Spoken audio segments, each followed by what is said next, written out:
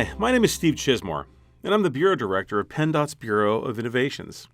It is my pleasure to host a series of podcasts celebrating the 10th anniversary of Pennsylvania's State Transportation Innovation Council, or STIC for short. The first installment of the STIC's 10th year anniversary podcast series focuses on the origins and early beginnings of the PA STIC, which was established in 2012 and held its first business meeting in March of that same year.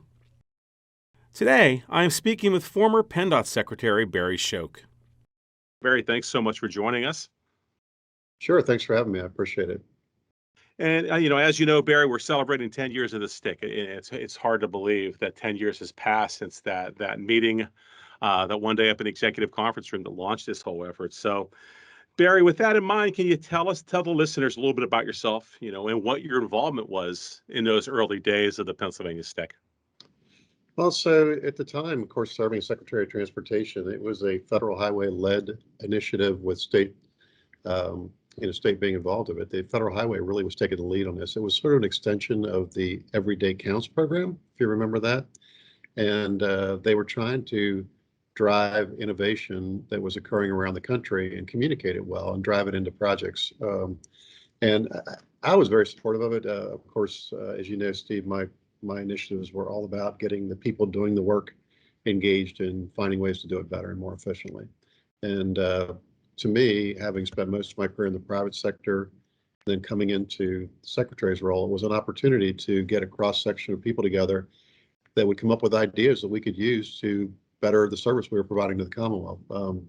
My involvement was really initially about being supportive and frankly staying out of the way and letting the people that were going to do the work from both our staff and federal highways organize and do it, because there's a lot that had to be done.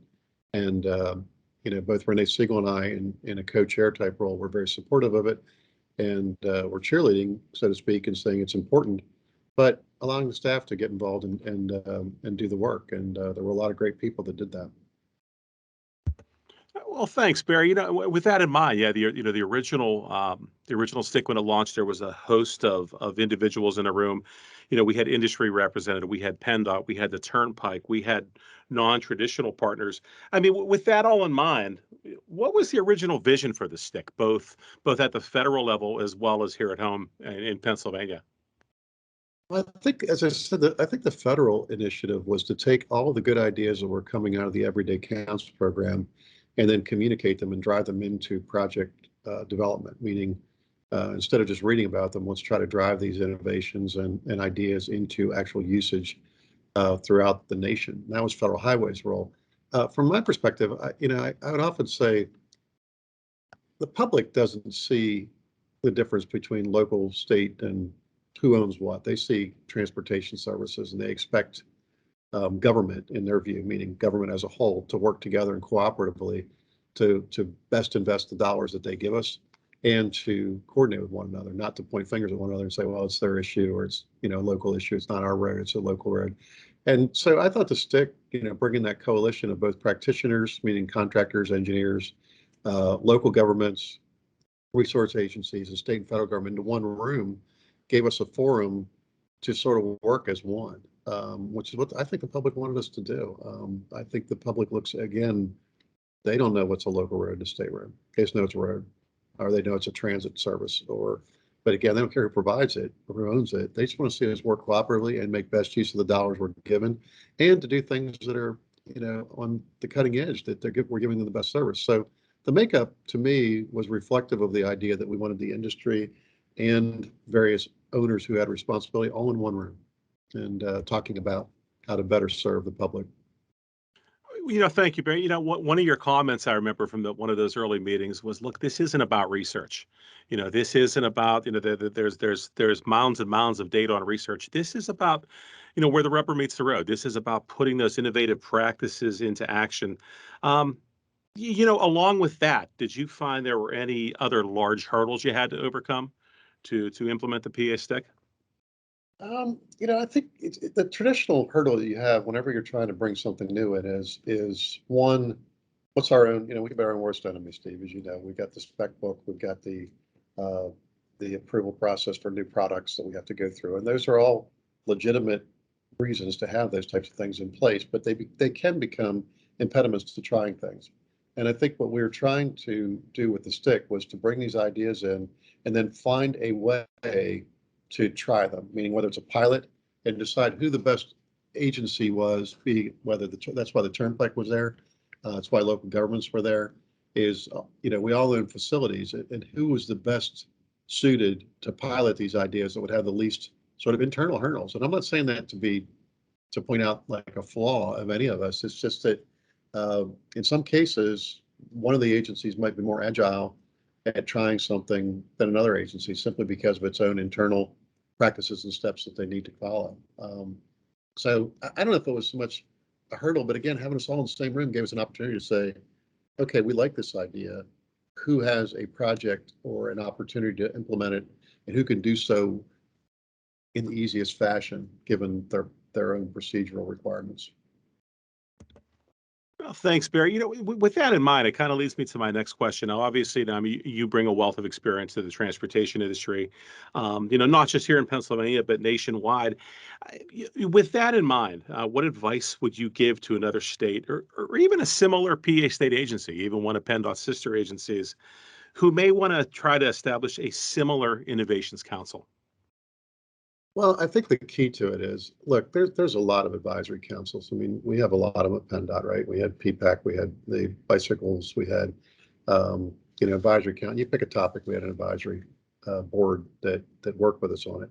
And I think most agencies and governments have similar things. If you want to make it meaningful and actually get participation, in my opinion, you got to have your leadership team there and engaged and letting them know that it's important. You got to recognize the people that are serving on it, and then show them that you're committed to it by actually implementing ideas. Every idea is not going to get implemented, but you got to show them that when ideas come up, they're going to get a fair opportunity to be heard, and that there's going to be a real effort to drive the ones that get consensus into practice. And then you're going to communicate and recognize the people that did it. Because, we all have limited time to put into these different, I'll call them extracurricular activities within our field. And you want to put that time into things that are going to be productive, and that you feel that your input is valued and that the time is being spent wisely and usefully. So if you're in charge of setting one of these things up, if you want it to be productive for you and for the people doing it, you've got to have your leadership team engaged. They got to be there, not send a delegate. I mean, obviously we all might miss a meeting occasionally, but in my opinion, you need to be there. And you need to show that commitment to the people that are doing it. And then you got to make sure that when you start up this organization and say our objective is to drive innovation of projects, that you do it, that you actually show that you've used these ideas and put them into projects.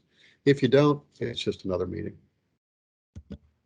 Well, thanks, Barry. Your time as transportation secretary was hectic to say the least. You were juggling a million different things any given day.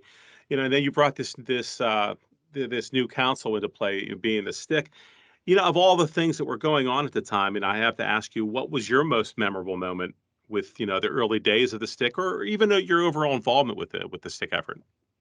I think it was seeing the enthusiasm of people reacting to the ideas and thinking about how they could use them on projects. I can remember the the accelerated bridge construction methods that were being proposed at the time, and the excitement about what it meant for local governments to deliver bridges at a lower cost.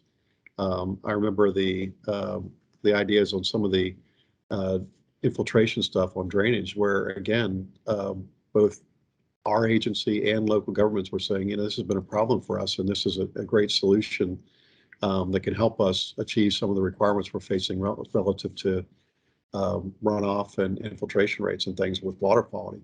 So it was great to see the enthusiasm and interest in all the different parties that were a part of it, including interagency thing. DEP was there, I think, at least rotating through at one time, and they were excited about some of the things we're going through, and it showed, in my mind, the best of what government can do, which is having cooperation that breaks down these sort of government barriers that we set up between different agencies and state and local government, and a cooperative approach to developing projects that are really doing the best thing for the public and for basically our customers, which is the people paying the bills. And so to me, it was exciting to watch um, the staff that was organizing the events and the meetings, bringing these ideas in a forum that was easily understandable, that was generating interest and excitement, and then actually getting implemented. Barry, you kind of touched on this already, but do any of the innovations particularly stand out in terms of benefits to Pennsylvania, and why? Why would they stand out among the numerous innovations that were adopted? Beyond the ones that I've mentioned, I think another one that I recall, we discussed in there was the high friction pavement, and it was remarkable the pre-installation of high friction to post-installation on safety in terms of accidents in a section of roadway that we put it on. I think it was in District 5. I don't remember exactly. Others would remember the exact location. It might have been District 2, or might have done both. But I just recall seeing that we had used it and the statistics from a safety perspective before and afterwards. Um, I've said this to many people. One of the worst things about being secretary is, and you know this, Steve, is you get that email every morning of the statewide accidents, what occurred. And it's a horrible way to start your day. It's just to see all the accidents that occurred around the system. And, I always said PennDOT exists to support the lifestyle and economy of Pennsylvanians. And paramount is safely moving people through the system. And that high friction pavement in areas where you have uh, accidents on curves, or whether it's weather related or just simply speed related to the geometry, but the effect of that high friction and the reduction in accidents, we could do more things like that and reduce that list that you see every morning on your desk. That would be a huge thing. And that was, to me, one of many, but one that stood out for me was just, hey, that's going to make a huge improvement in the safety of the people using our system. And that means that morning when I open up that email, maybe there's less names on it. Great thought. Yeah, yeah, that's and you kind of hit the message, clearly on point there. I mean, that's what innovation is about. It's about saving lives. It's about building a better Pennsylvania. Yeah, Barry, and you touched on this a little earlier. You brought together a host of parties to bring the stick together. But why was that important? Why is collaboration so important in helping to advance innovations?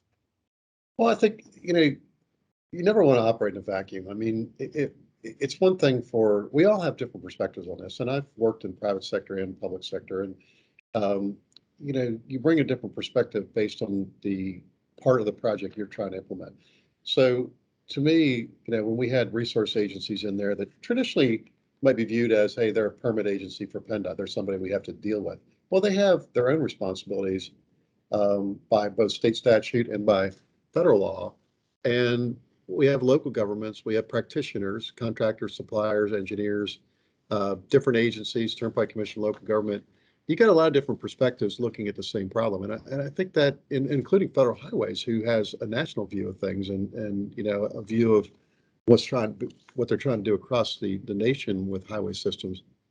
Having everybody in the same room with all those different perspectives, you get a lot of cross fertilization of ideas, and you also get a perspective sometimes that you wouldn't see yourself.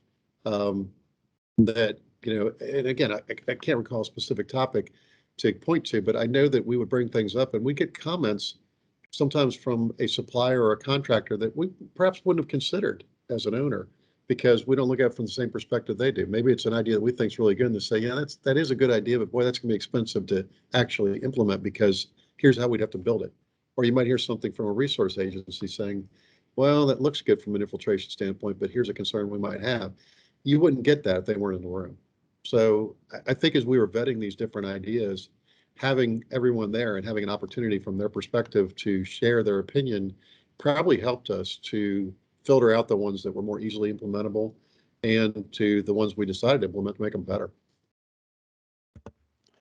Uh, Barry, last Friday, the Bureau of Innovations, actually several members of the BOI team met with the state of Maine. We talked about the stick, we talked about other and innovative practices taking place, but Just since the stick came to BOI just a few short years ago, I mean, we've met with Texas, we've met with Maryland, we've met with Virginia as far as how the PA stick operates. And it's clear that the Pennsylvania stick has been held up numerous times as a model for success.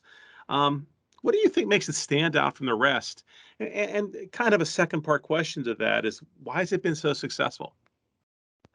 Well, I don't know what the others are doing, Steve, so it's a little bit hard for me to say why it would stand out compared to the other ones. But I think the reason ours was successful is we had, a great partner in Federal Highways that committed resources and staff to it. We committed, executive staff and resources. And I mentioned before, how do you make something like successful? You get your leadership to participate actively and to show it's important, and then you communicate, which I know you were involved in, but communicate the success that you're having and the how it was achieved, meaning the members that were involved in achieving the success. That generates enthusiasm. I speak a lot to graduating seniors about coming into this field, and I always encourage them to, as they're coming out of civil engineering school and going, if they want to go into transportation, to get engaged in professional societies and organizations that are above and beyond whoever they're working for. The stick is a great opportunity to, if you come into a field and you have interest in it, to advance it. Meaning, you think about, for me in a 40-year career, the way we were designing and building roads 40 years ago is so different than what we are today. And that's been advances in materials. It's been advances in the way we evaluate safety, the way we evaluate our geometrics and design and apply them to projects. But it's people in the field advancing the field by looking forward and saying, what can we be doing differently going forward to make this better? And I always tell the graduating seniors that's your coming responsibility. You're coming into the field. You got to pick up that mantra and say, it's now my turn to sort of learn this industry and then think about how to make it better. And so I think we achieved that, with the stick here in Pennsylvania, is sort of creating and fostering that environment to give people an opportunity that were so inclined to come in and say, I do want to make a difference. I do want to advance the field and to drive things that are going to be utilized both here and elsewhere into projects. And I think that generates excitement. And again, if the executives of the agencies that are involved are there and letting people know it's important by their presence, like as you mentioned, it's a busy schedule. You need to prioritize this. Otherwise, people are going to say, well, he or she didn't think it was important. They weren't there. So it probably isn't that important. So you got to be there. And then again, we've communicated with our partners and with everybody else in the industry to say this came out of the stick. That by itself elevates the importance of it by saying, hey, we thought this was important enough to share with you and tell you where it originated. So I can't say what others are doing, but I think that was the root of the success here, is we had that commitment of the leadership of all the agencies involved. We had the appropriate staff assigned to it that did outstanding work, and we communicated the effectiveness of it. Thanks, Barry. Barry, during your time as secretary and even before you became secretary, and I'm sure currently, you were used to dealing with transportation challenges. And with that, I mean, what do you think are some of the larger challenges facing the transportation industry in PA, and how can innovation help address those? Well, the challenge pretty much perennially in transportation is adequate resources to take care of the system that we've inherited, right? I always say we, the taxpayers of Pennsylvania, own 43,000 miles of road and 23,000 bridges, or whatever the numbers are. Like, I used to know them off the top of my head, but we collectively own these facilities, roadway, bridges, transit. We own them, and we got to take care of them for both ourselves and for the next generation. And generally speaking, one of the challenges is making sure we have enough revenue to do it. And costs go up. That's out of our control. So I always said, elected officials decide how much money we get. And there isn't an elected official that on a daily basis doesn't get besieged by everyone who gets money from state government saying they need more. You pick a topic, and I'm not going to get down a list, but anybody who gets money from state government is probably in those elected officials' office saying we need more.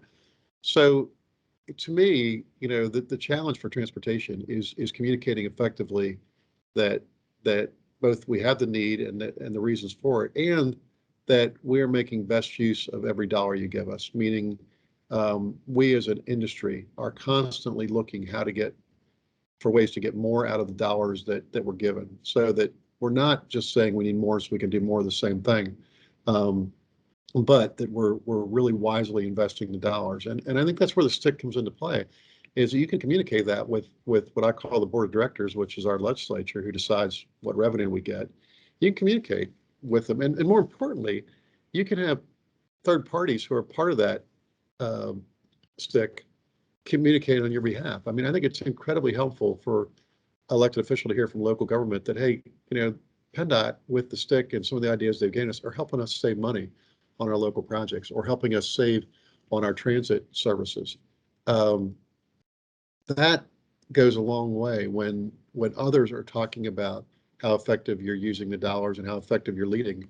Again, they're hearing all the time from people that are recipients of the money that they need more. When they hear from someone else that, hey, that agency is doing a great job and I know they need more money and I think it's important that you give it to them, that's so much more effective than telling someone yourself that you need more money. So I think the challenge and the opportunity of an organization like a STIC is to be a part of that process, to both educate and communicate and have others communicate on your behalf the importance of the investment in transportation. Barry, it's clear that innovation is really at the heart of a successful transportation system. It's at the heart of needed revenues. And it's clearly a way to deliver a better end product, to the folks who use Pennsylvania's roads, bridges, and public transportation every day. Yeah, with that in mind, do you have any thoughts on where do you think the STIC will be in the next 5 to 10 years, both here in Pennsylvania as well as at the national level? Well, I hope it continues to gain an enthusiasm and momentum because, you talk about innovation being the root of transportation investment and an important part of transportation. I spent most of my career in the private sector, and I always said, here, if we're not moving forward, we're going to be left out. Meaning, if you're not advancing and being ahead of the curve, you're going to be left behind. And others will advance in a business sense if there's plenty of examples of that, like that Kodak and Blockbuster and others that didn't think about the future and adapt to it, and they just don't exist anymore. And PennDOT's not going to not exist, and transportation systems aren't going to not exist. But I think it's important to drive that sort of importance of innovation, looking forward into the people that work in our industry and at this agency. So I hope where the STIC is going forward is it continues to involve all the industry partners and continues to look at the things that are going to be happening in the future that will shape the way we make our decisions about investment today. And they continue to pilot things to see what is going to be the most effective use of the dollars. You mentioned it's not more research. You mentioned that earlier. And I agree, there's all research money out there, but bringing the research partners in as a part of the STIC is important to learn what they're doing and what they're working on and how we can, implement ideas that they might have relative to the research they're doing. So I really hope where the STIC continues to go is that it generates enthusiasm and interest. It gets those industry partners involved and engaged, and it does drive that innovation that will show that the agency cares about maximizing the benefits of the dollars they're given and that they are cutting edge. Because I think that's important to communicate. Again, maybe we aren't competing with other companies for the business, but, and I say that meaning you pick a topic in the private sector, there's always a competitor. And those who aren't creative and innovative disappear in the private sector. We're not going to disappear, but to thrive and to be recognized and to be held up as by our board of directors, the legislature is saying, hey, we need to invest in this agency, in this industry. You've got to communicate that innovative approach and the fact that you are cutting edge and get other people talking about it. So I hope that's what the STIC does. Yeah, again, we're speaking with Barry Schoch, former Secretary of Transportation. Barry was with us when the STIC launched, hard to believe, 10 years ago. Barry, thank you for your time today. Is there anything I'm missing? Anything I should have asked that didn't? No, I think, Steve, it was an interesting time.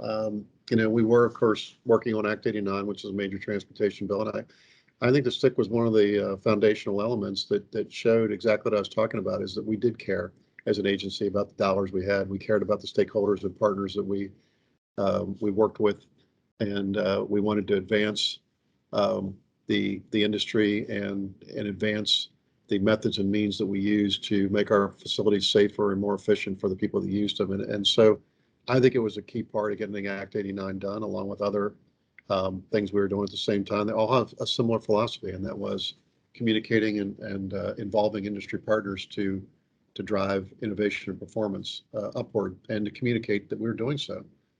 So I give a lot of credit to a lot of the staff that was involved in developing the STIC and making it run well. To Federal Highways, to Renee Siegel and Moises Moreira for their leadership and commitment, to Mark Compton and Brad Heigl, the Turnpike Commission for their commitment and being there, and for our industry partners who gave their time because they weren't paid to do it, and the companies and organizations that supported them to allow them to be there and participate in the STIC. It was a productive effort and fruitful in many ways, and I'm glad to hear that it's still going strong and that it continues to be a priority for the agency. So I wish them the best of luck going forward, and encourage them to communicate the importance of it so that they continue to get involvement. That will make it like anything else. We don't survive unless we have good people in the room committed to and engaged in making decisions. It's a people-oriented business, so we need to encourage people to participate. And the more people that hear about this and see the effectiveness of it, the more likely they are to choose the Innovation Council as a place where they'll put the time that they have available beyond their regular job into the industry. Thank you for joining us today and for helping us celebrate the PA STIC's 10th anniversary and its efforts to develop and deploy innovations across Pennsylvania. Visit www.penndot.pa.gov/STIC to learn more about the PA STIC and how we are innovating transportation in Pennsylvania.